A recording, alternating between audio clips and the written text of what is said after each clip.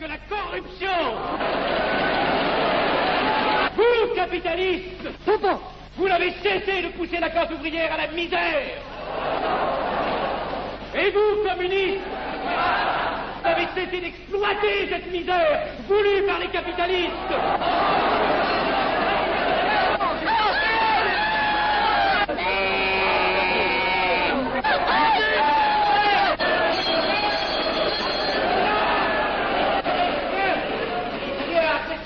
Et vous tous, parlementaires, désuets et périmés, n'insultez pas le parlementarisme.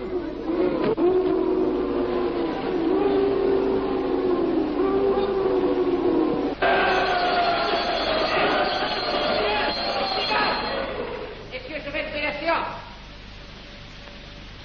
Continuez, monsieur Gastel. Messieurs, je n'ai plus rien à dire. J'ai eu conscience de vous dire quelques vérités, peut-être désagréables, mais utiles. Donc, ce ne sont pas quelques interruptions qui m'arrêteront. La communauté française ne se bâtira pas sur le conflit de la vieille bourgeoisie égoïste et du peuple affamé. C'est pourquoi je ne voterai pas ce projet qui donne satisfaction au capitalisme international et serait le bon prétexte pour les communistes à accentuer nos divisions. Je ne le voterai pas. Je serai sans doute le seul à ne pas le voter, car il semble que par une étrange aberration, la Chambre tout entière soit prête, comme toujours, à trahir l'intérêt français au bénéfice de certains intérêts internationaux très particuliers.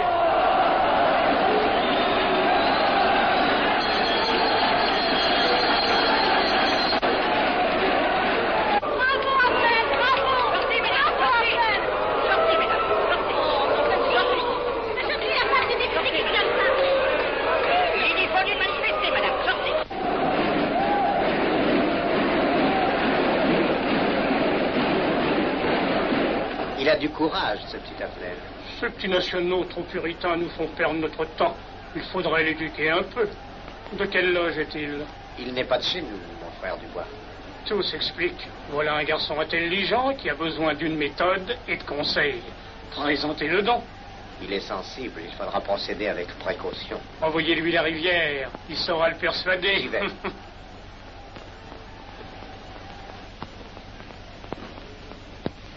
Mon cher vénérable, nous avons un service à vous demander. Enfin, dis donc, je vous suis tout dévoué. Le jeune Affnel qui vient de parler assez brillamment devrait subir les épreuves de l'initiation. La maçonnerie lui apporterait beaucoup et le disciplinerait. Ne croyez-vous pas? J'y pensais déjà. Nous allons nous en occuper activement. Alors, je suis brisé. Comment avez-vous trouvé mon discours? Excellent. Vous leur avez dit de fort bonne vérité. Ouais, ça n'a pourtant servi à rien, ils ont voté le projet. Ça ne sert jamais à rien de dire la vérité. Les gens n'aiment pas la vérité. Ils préfèrent de beaucoup les mensonges. Vous êtes cynique. Non. J'ai une certaine expérience politique, déjà ancienne. À propos, voulez-vous venir un peu avec moi? J'ai quelque chose à vous dire. Volontiers.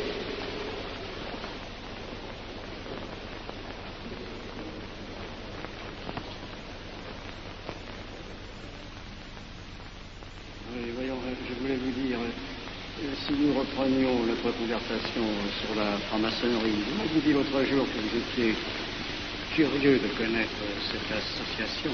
Ah oui, on en dit tantôt du bien, tantôt du mal. Je vous avoue que je n'aime pas beaucoup les sociétés secrètes. Ah, enfin. La franc-maçonnerie n'est pas une société secrète. C'est une société discrète. Pourquoi éprouves-tu tant de répugnance à me voir entrer dans la franc-maçonnerie? Cette association me semble suspecte. Il ne doit y avoir que des arrivistes là-dedans. Non, voyons, nous sommes peut-être aussi des braves gens animés d'un idéal sincère. Le texte qu'ils m'ont donné est rempli de bonnes idées. Tu me diras que ça n'est qu'un programme affiché à l'entrée. Mais il me paraît loyal. Tu es un honnête homme, mon chéri. Mais tu as un grand défaut. Ah, et lequel? Tu ne vois jamais le mal. Tu imagines que les autres sont bons comme toi-même. C'est pourquoi tu as toujours des déceptions. N'importe, je suis décidé à tenter cette expérience. Alors fais-la. Je souhaite me tromper. Quand dois-tu te présenter chez ces gens? Mercredi. Déjà.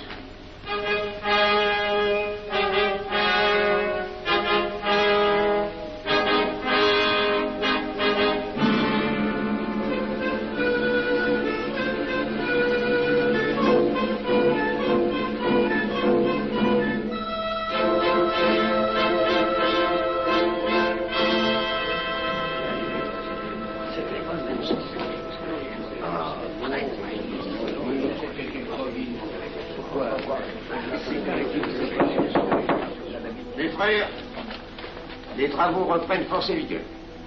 La tenue du comité a voté l'interrogatoire du profane Abel. Nous allons lire les rapports confidentiels de nos enquêteurs. Pierre Avenel, né en 1902 à Laval, a fait sa première communion. Oh, mon frère Benaïs, je vous en prie. Mais déclare ne pas pratiquer régulièrement. A même cessé de fréquenter l'église. Très bien. Mais s'avoue spiritualiste.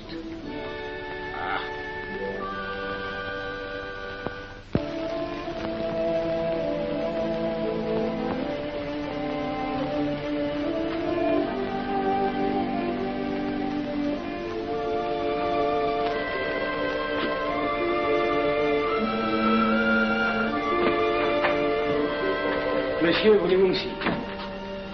Permettez-moi de vous bander les genoux. Mes frères, le profane Avenel, qui nous est recommandé par notre frère Gainsbourg, vice-président de la Chambre, est député. Cela ne nous impressionne pas. Nous devons surtout examiner ce qu'il pourra apporter à la franc-maçonnerie. Il nous faut des gens qui servent notre ordre et contribuent à sa puissance. Pour l'instant, il paraît afficher des idées nationales un peu trop absolues. Mais enfin, je voudrais vous prévenir d'une chose. Comme il est de notre intérêt de tenir en main un grand nombre de parlementaires, il vaudrait peut-être mieux ne pas lui poser des questions qui pourraient le choquer. On nous le signale comme assez sensible sur les questions spirituelles ou religieuses. Quand il aura travaillé quelque temps parmi nous, il aura évolué.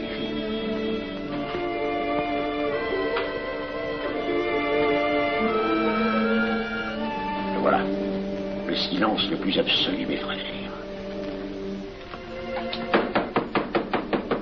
Qui frappe ainsi régulièrement à la porte du temple? C'est un profane qui demande à être interrogé, vénérable maître. Faites entrer le profane.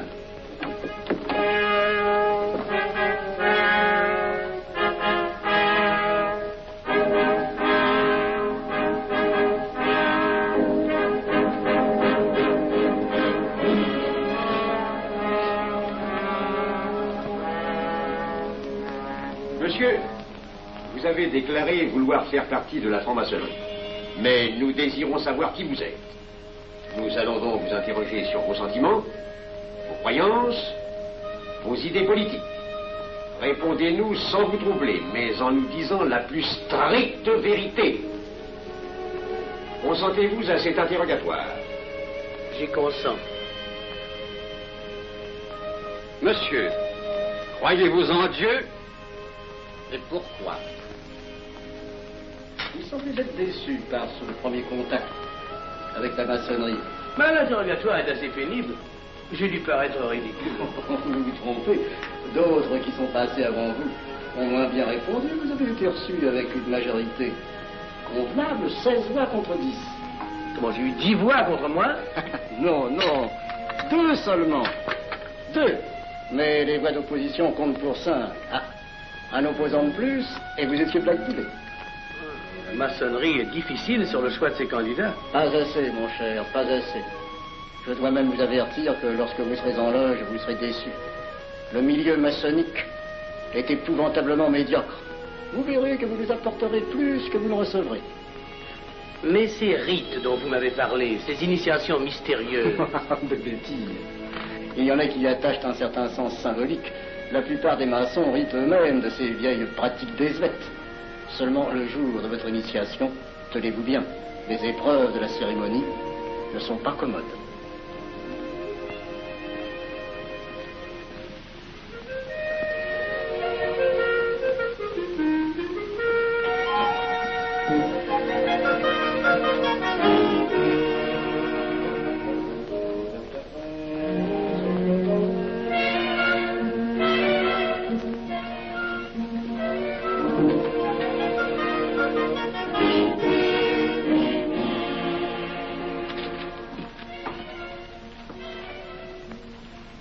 Bon.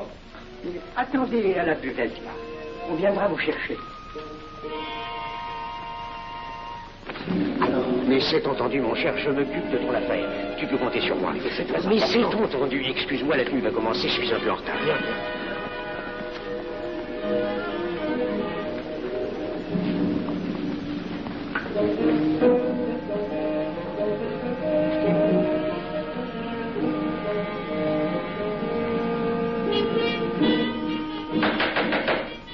Prenez place, mes frères, nous allons ouvrir les travaux.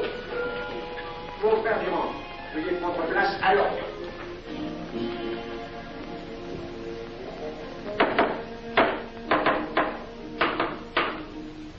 Frère premier surveillant, êtes-vous franc-maçon?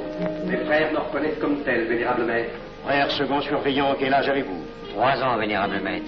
Frère premier surveillant, quel est le premier devoir d'un surveillant en loge? Vénérable maître, c'est de s'assurer que le temple est couvert. Veuillez vous en faire assurer par le frère couvreur.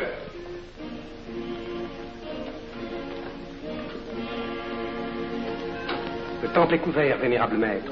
Frère second surveillant, quel est le second devoir des surveillants en loge? Vénérable maître, c'est de s'assurer que tous les frères présents sont membres réguliers de la loge ou visiteurs connus. Debout, et alors, mes frères. Frère premier et second surveillant, assurez-vous que tous les frères rangés devant vos colonnes sont membres réguliers de la loge ou visiteurs connus.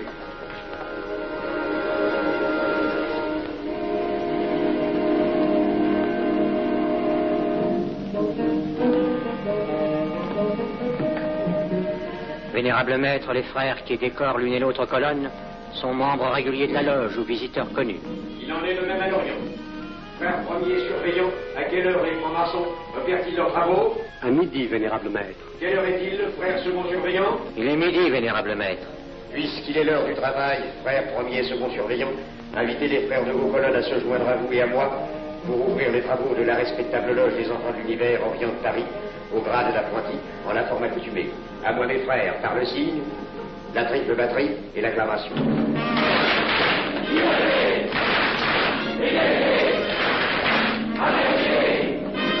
Prenez place, mes frères, les travaux sont ouverts. Mes frères, l'ordre du jour appelle l'initiation du profane Avenel. L'atelier a voté dans une précédente tenue la mission du dit profane. Nous allons donc ce soir le recevoir solennellement. Mon frère couvreur, veuillez aller chercher le profane Avenel qui a écrit son testament philosophique dans le cabinet de réflexion.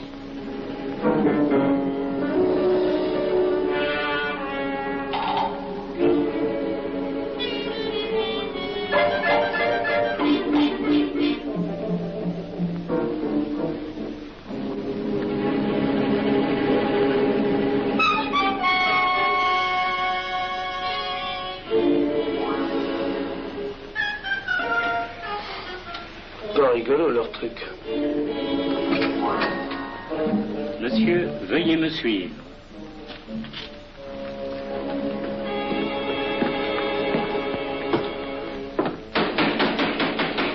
Qui frappe ainsi régulièrement à la porte du temple? Vénérable maître, c'est un profane qui demande à être reçu maçon s'il en est jugé digne. Frères, armez-vous de vos glaives. Faites entrer le profane.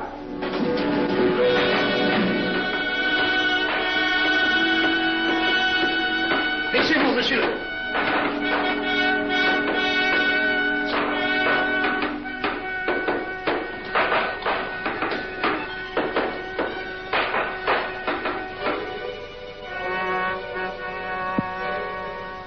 Monsieur, cette épée que vous sentez sur votre poitrine est toujours levée pour punir le parjure. Elle est le symbole du remords qui déchirerait votre cœur si vous deveniez traître à la société dans laquelle vous voulez entrer. Est-ce de votre propre volonté, en pleine liberté, que vous vous présentez parmi nous? Oui. C'est une institution qui ne procède que d'elle-même. Elle prend sa force dans la raison. Persistez-vous toujours dans vos intentions? Êtes-vous bien déterminé à vous soumettre aux épreuves, quelles qu'elles puissent être? J'y consens. En ce cas, confiez-vous à la main qui va diriger vos pas. Mais comme il serait imprudent de s'imposer des obligations dont on ne connaîtrait pas l'étendue, il est de la sagesse de cette respectable assemblée de vous dire quels seront vos devoirs si elle vous admet dans son sein. Le premier est un devoir absolu de secret sur tout ce que vous pourrez entendre et découvrir parmi nous, ainsi que sur tout ce que vous verrez et saurez par la suite. Je dois exiger de vous un serment prêté sur la coupe des libations. Consentez-vous à le prêter? Oui. Frère expert, faites approcher le profane. Et vous, maître des cérémonies, apportez la coupe des serments. Présentez la coupe au profane.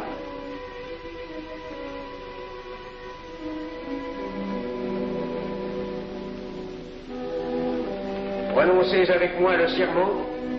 Je m'engage sur l'honneur, au silence le plus absolu, sur tous les genres d'épreuves qu'on pourra me faire subir. Je m'y engage. Vous devez connaître toute l'importance d'un serment. Si jamais vous manquiez à une parole aussi solennellement donnée, buvez. Buvez! Buvez! Que ce breuvage amer soit pour vous le symbole de l'amertume et du remords que laisserait dans votre cœur le parjure qui aurait souillé vos lèvres. Frère expert, emparez-vous du profane et faites-lui faire son premier voyage.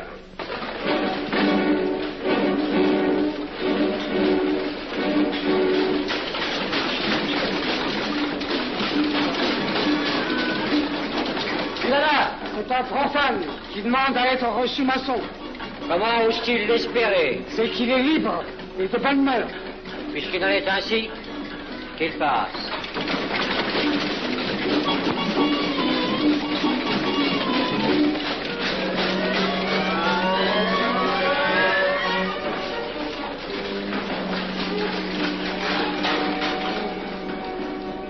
Monsieur, le voyage symbolique que vous venez de faire est l'emblème de la vie humaine. Le bruit que vous avez entendu figure les passions qui l'agitent. Les obstacles que vous avez rencontrés peignent les difficultés que l'homme éprouve et qu'il ne peut vaincre ou surmonter que grâce à l'aide qu'il trouve dans ses semblables. Frère expert, faites faire le deuxième voyage.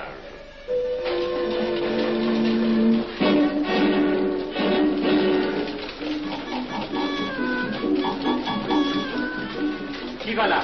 C'est un profane qui demande à être reçu maçon. Comment ose-t-il l'espérer? C'est qu'il est libre et de bonne mœurs. Puisqu'il en est ainsi, qu'il passe et qu'il soit purifié par l'eau.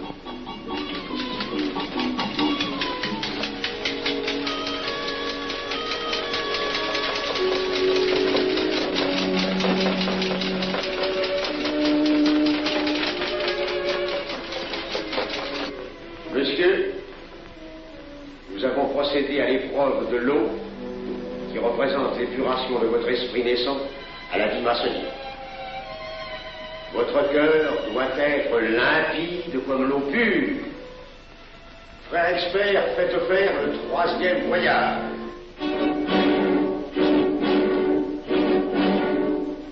Qui va là? C'est un profane qui demande à être reçu maçon. Comment ose-t-il l'espérer? C'est qu'il est libre et de bonne mœurs. Puisqu'il en est ainsi qu'il passe par les flammes.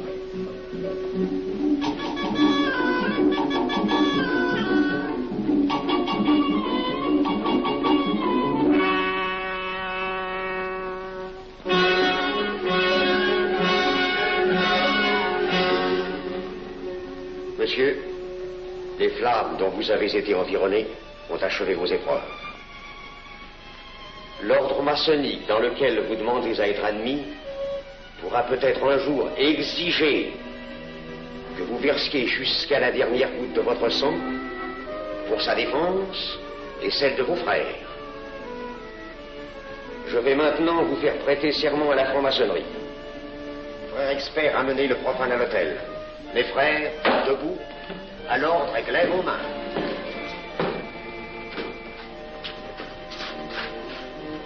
Moi, Pierre Avenel. Moi, Pierre Avenel. De ma propre et libre volonté, De ma propre et libre volonté. En présence de cette respectable assemblée de maçons. En présence de cette respectable assemblée de maçons. Je jure et promets solennellement. Je jure et promets solennellement. De ne jamais révéler aucun des mystères de la franc-maçonnerie qui vont m'être confiés. De ne jamais révéler aucun des mystères de la franc-maçonnerie qui vont m'être confiés. Quelle idée saugrenue ton mari a-t-il de se faire recevoir franc-maçon? Je lui ai déconseillé tant que j'ai pu, mais tu sais comme il est entêté. Il va se trouver dans un milieu d'arrivistes si médiocre. On l'a pourtant bien prévenu. Pourvu qu'il ne lui arrive rien. Il y a tant d'histoires qui courent sur le compte de ces sociétés secrètes. Ne t'inquiète pas, Pierre. Il saura se tirer d'un mauvais pas. Prudent. Pas assez. Monsieur, le serment que vous venez de prêter ne vous donne-t-il aucune inquiétude? Consentez-vous à le renouveler lorsque vous aurez reçu la lumière? Je le renouvellerai. Mes frères, nous allons donner la lumière aux profanes. Frère couvreur, préparez-vous à accomplir votre office. Que la lumière lui soit donnée à mon 3e coup de maguet.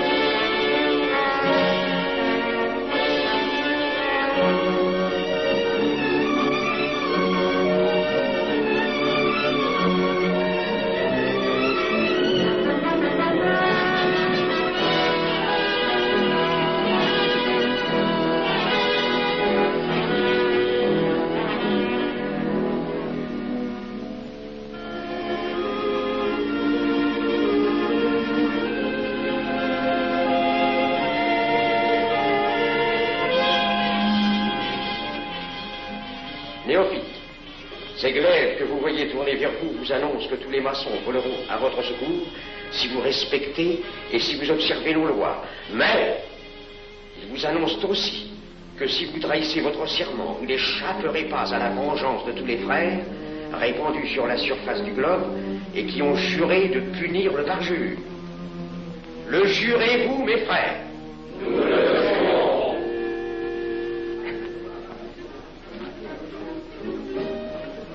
Mes frères, à la santé de notre nouveau frère. À votre santé.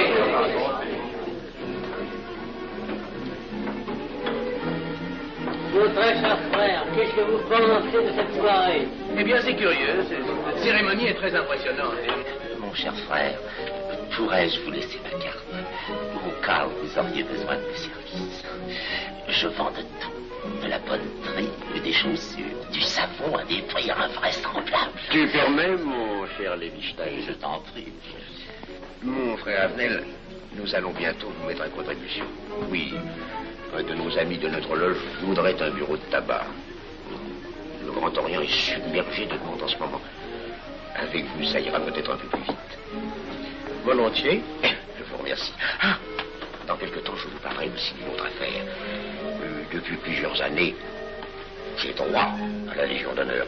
Je ne m'en suis jamais occupé, je n'ai pas dérangé nos amis pour ça. On leur demande déjà tellement de choses, n'est-ce pas? Vous m'aiderez? À votre service. Merci beaucoup. Alors, on au revoir. Ah non, pas comme ça. Voyez-vous, des petits coups secs avec le pouce, là, comme ça. Pom, essayez. Pom, et ben voilà. Avec ce signal-là, on ouvre toutes les portes.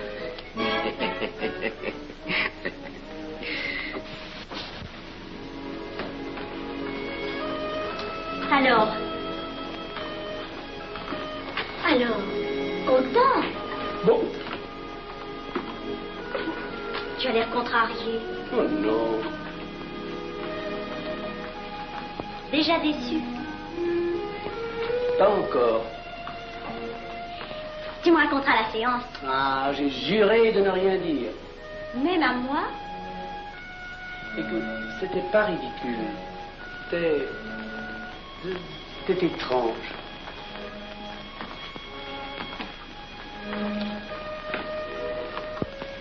Mon chéri. Oh, mon chéri, c'est idiot, mais j'ai peur pour toi. Qu'est-ce que tu veux qu'il m'arrive? Oh, mon grand.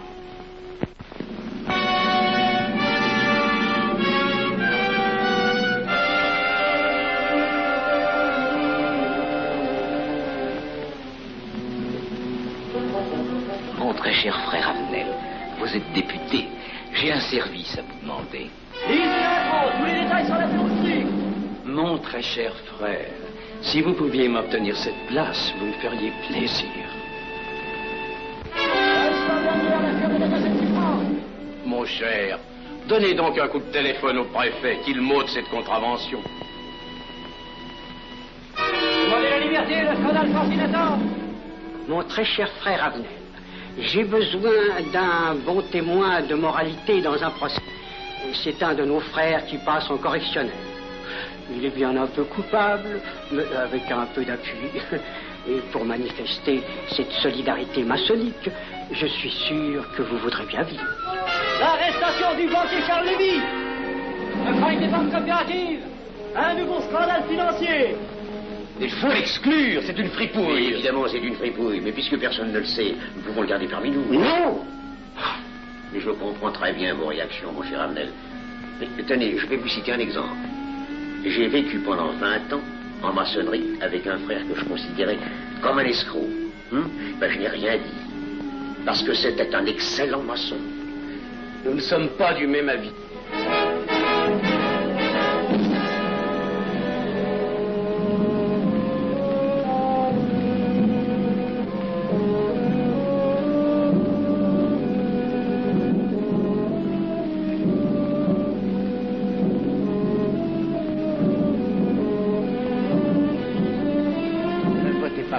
Pourquoi? C'est un adversaire de la maçonnerie. Et son projet est excellent. Qu'importe, il nous dessert. Vous n'avez pas l'air de mon avis. Non. Non, je ne ferai pas ce que vous voulez. Je vous demande de vous conformer à la discipline républicaine. La discipline républicaine et maçonnique. Je sais ce que c'est, allez, c'est une canaillerie. Mon frère, ne laissez pas vos paroles dépasser votre pensée. Oh, ne croyez pas que je sois en colère, non, j'ai tout mon sang-froid au contraire. Et c'est pour ça que je ne voterai pas cette loi unique. Vous détruisez ce pays en l'empoisonnant doucement. Avenel, vous ne parlez pas sérieusement. Mais vous ne comprenez donc rien.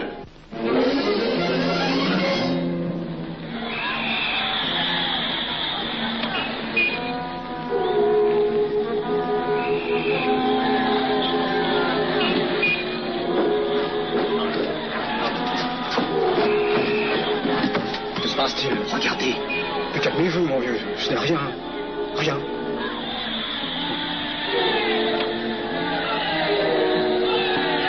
Que croyez-vous qu'on doit faire? Rien.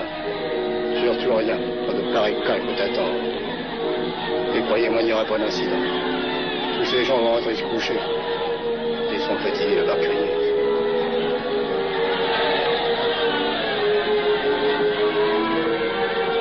Qu'en pensez-vous, Avenel? Je voudrais être avec eux, place de la Concorde. Vous ne parlez pas sérieusement?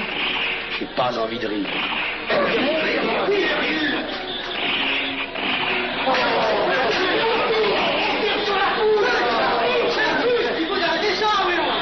Il faut arrêter ça.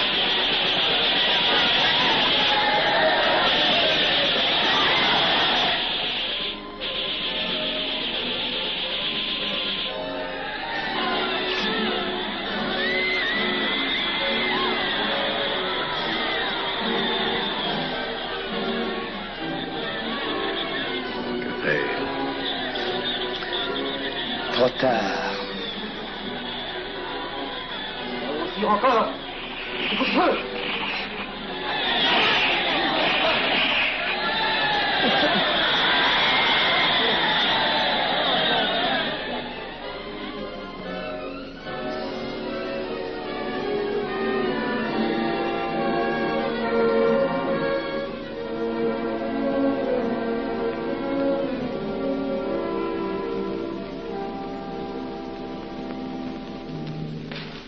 messieurs, nous avons établi définitivement la liste des membres de la commission d'enquête. Tout le monde est bien d'accord pour la soumettre au vote de la Chambre.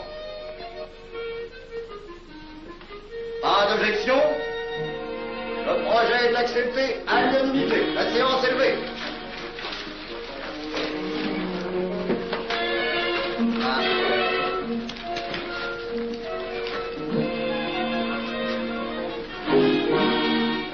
Vous pensez que ça va marcher? Je ne prévois pas d'opposition. Si cela est ainsi, nous risquons de nous en tirer. Je le crois sincèrement. Nos frères députés nous attendent dans un salon voisin. Ils sont impatients de vous entendre. Allons-y. Avenel. À propos, cher ami, je vous ai mis d'office dans la commission d'enquête. Moi, pourquoi? C'est indispensable. J'ai besoin de vous. Venez avec nous. Vos amis nous attendent.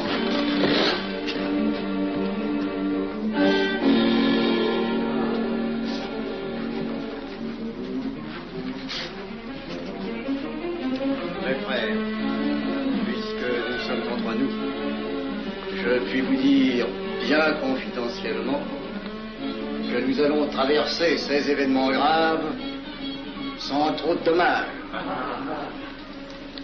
La commission vient d'accepter tout à l'heure les listes que nous avons proposées pour la commission d'enquête. Beaucoup de nos adversaires en font partie, mais dans l'ensemble, les maçons sont encore en majorité. Rassurez-vous donc, ni la République ni la maçonnerie ne sont perdues. Elles ont traversé une crise grave.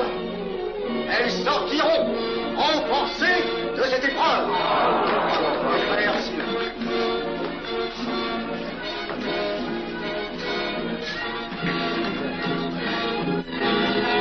Demandez l'anti-Marchand, le scandale de la commission d'enquête. Demandez l'anti-Marchand, le scandale de la commission d'enquête. Vous me demanderez successivement le Quai d'Orsay, la Banque de France, l'état-major, le secrétaire général du Parti radical socialiste, le temps et les usines d'aviation Guerlain. Bien, monsieur.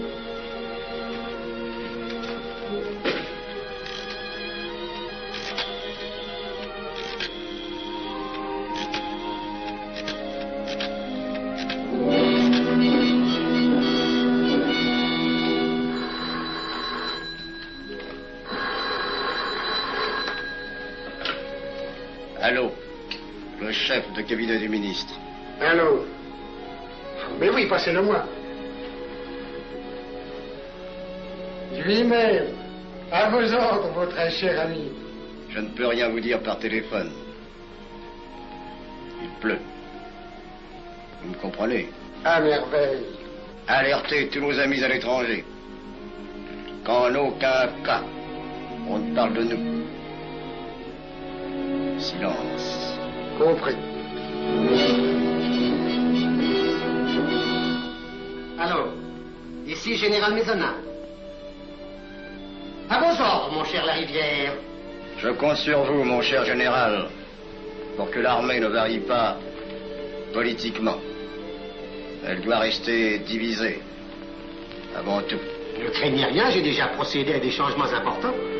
Tous les officiers suspects d'être contre nous ont été éloignés de Paris et séparés les uns des autres. Mes frères, il est indispensable de franchir cette mauvaise passe. Il ne faut pas trop de mouvement de bourse.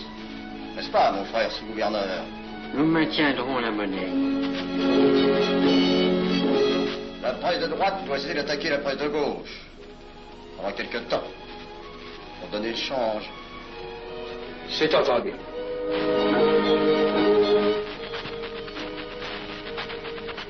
Les partis de gauche doivent faire entente avec ceux du centre. Et ceux de l'extrême gauche. De la sorte, nous contrôlons le peuple. Bloc populaire. Mieux. Front populaire. Bien. Quant à vous, mon cher Garlet, j'ai reçu ce matin une communication de l'étranger. On nous demande d'envoyer immédiatement du matériel d'aviation en Espagne. Moyennant quoi nous aurons tous les appuis politiques nécessaires. Même nos nos prototypes. Surtout, nos prototypes. Ne croyez-vous pas que ce serait dangereux pour notre défense nationale? Faites ce que je vous dis.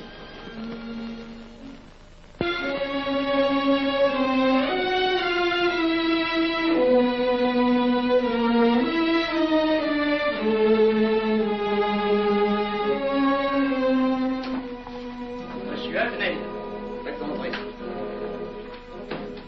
Ah, bonjour, cher ami. Comment on va? Bien, merci. Ah, je vous ai fait appeler. Que se passe-t-il? On ne vous voit plus. Vous le boudez? Oh non. Cigarette. Non, merci. Dites-moi, pourquoi avez-vous refusé de faire partie de la commission d'enquête? Oh, j'ai beaucoup de travail en ce moment et je fais déjà partie d'autres commissions. Avenel, répondez-moi franchement. Ce n'est pas parce que nous avons eu l'autre jour une petite discussion bien fraternelle? Eh bien, justement, si. Je voudrais vous parler de la franc-maçonnerie. Ah, mais bien, voyons, mais bien entendu. Asseyez-vous. Ah. Alors? Ah, je vous écoute.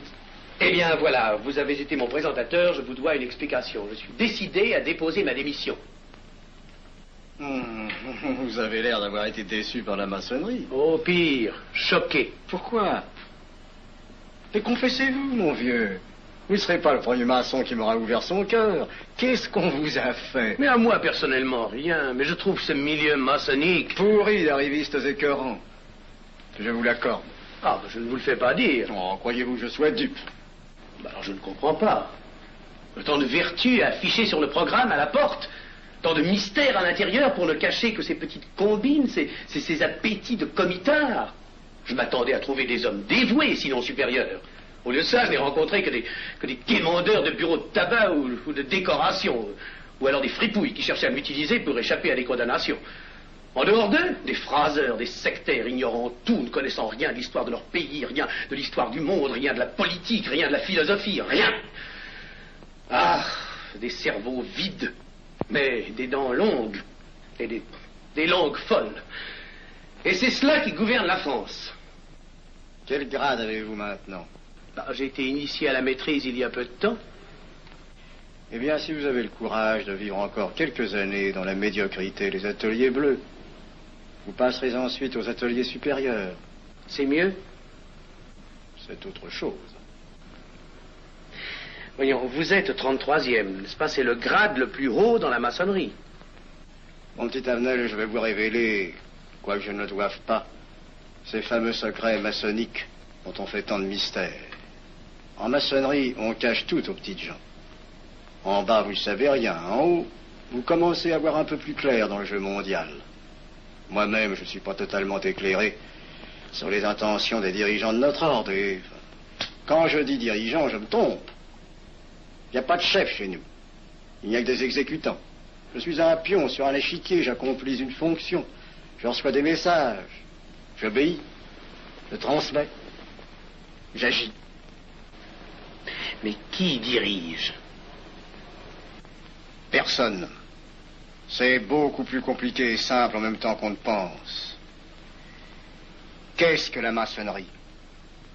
Des groupes d'hommes qui se sont réunis aux quatre coins de l'univers pour enserrer le monde dans un réseau aux mailles infranchissables. Nous sommes 50 000 en France, 500 000 en Angleterre, 3 millions en Amérique, c'est peu. Mais c'est énorme, parce que nous formons un bloc uni d'une seule volonté. Nous rayonnons partout, nous commandons partout. Ici, 300 parlementaires sont francs-maçons. En Angleterre, le roi fait partie de notre ordre. Aux États-Unis, le président est 32e. Il n'y a pas un pays où nous n'ayons nos appuis secrets, nos hommes, nos banques, nos groupes dévoués. Et ceci n'est rien. Je ne vous montre là de la maçonnerie que la puissance physique. Il y a peut-être autre chose. Mais quoi? Une doctrine supérieure. Une antique expérience des forces du monde qui nous permet de pousser les peuples tantôt vers la vie, tantôt vers la mort, quand il le faut. La mort? Je croyais la maçonnerie attachée à la paix. À une certaine paix. Notre paix.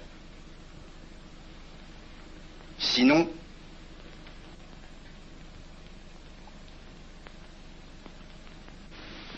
alors, cette démission, je vais réfléchir.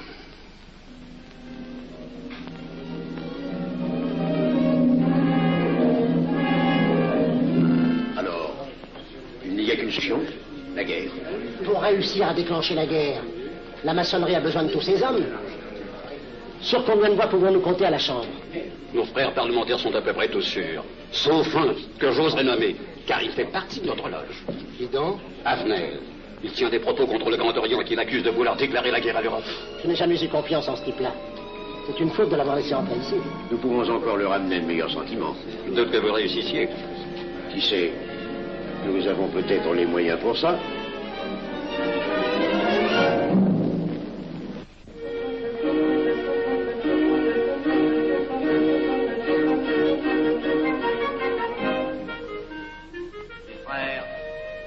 L'aviation allemande n'a pas d'appareil.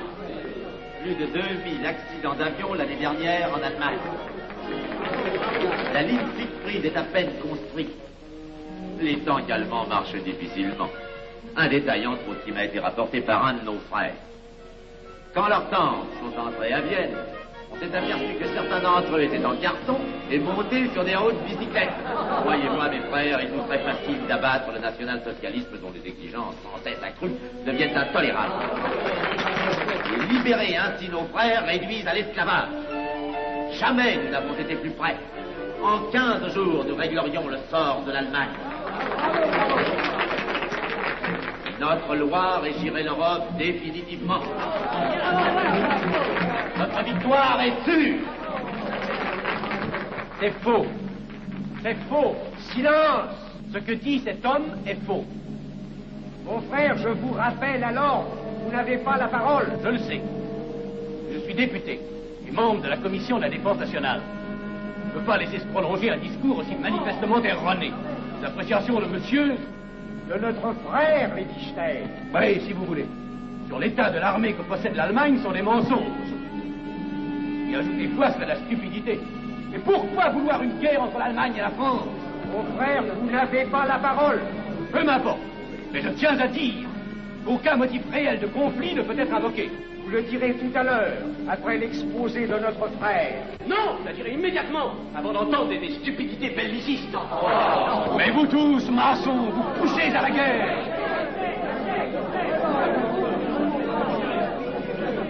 Pour que ce pays soit gouverné par vos lois, par les Juifs, et la maçonnerie surtout.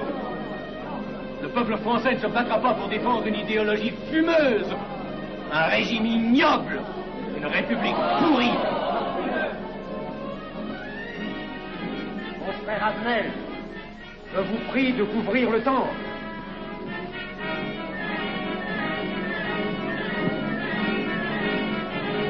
Vous êtes tous des menteurs et des faussaires. Tout chez vous n'est qu'une sinistre comédie.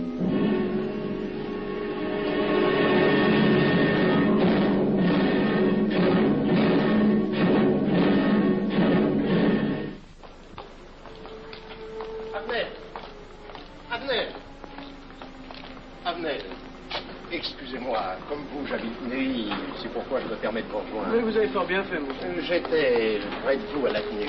Je voulais vous féliciter. Oh, merci. Vous avez très bien fait de leur crier des vérités. Ce sont des fous. Malheureusement, il est impossible de leur faire entendre raison. Les événements sont pourtant indiscutables. Oui. Dites-moi, j'ai des documents confidentiels sur l'action actuelle de la maçonnerie qui peut-être vous intéresseraient. Des documents? Oui, des documents. Vous êtes député, il serait utile et urgent que je vous les communique. Mais je crois bien, où sont-ils? Chez moi, pas très loin d'ici. Si vous avez quelques minutes. Oui, volontiers, allons. Alors, qu'est-ce qu'on décide? Pétard ou couteau? Le couteau, ça fait moins de bruit. Attention, les voilà.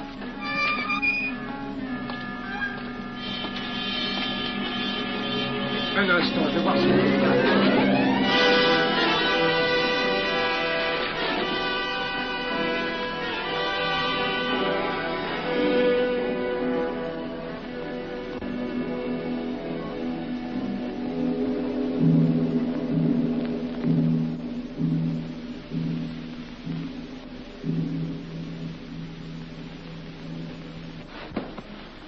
t'inquiète pas, mon chéri.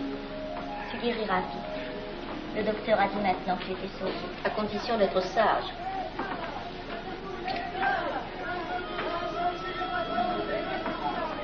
Qu'est-ce qu'on entend? C'est la mobilisation générale, mon chéri. Quoi, la mobilisation? Ne t'agite pas, je t'en supplie. Je n'aurais pas dû te le dire, mon Dieu.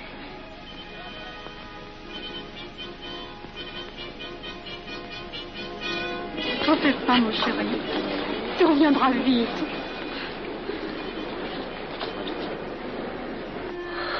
Les brutes. Ils sont arrivés. Ils ont réussi à déclencher leur guerre. Oh, ne bouge pas. Tes plaies sont à peine fermées. Si j'étais pas tombé sous les coups de ces criminels, j'aurais peut-être pu arrêter ça. Mais non, tu n'aurais rien pu empêcher, mon chéri. Ces hommes sont plus forts que toi. Ils ne t'auraient pas manqué.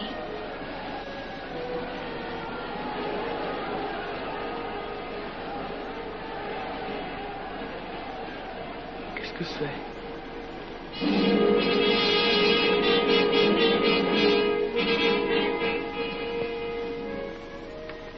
Les malheureux. S'ils savaient ce que je sais.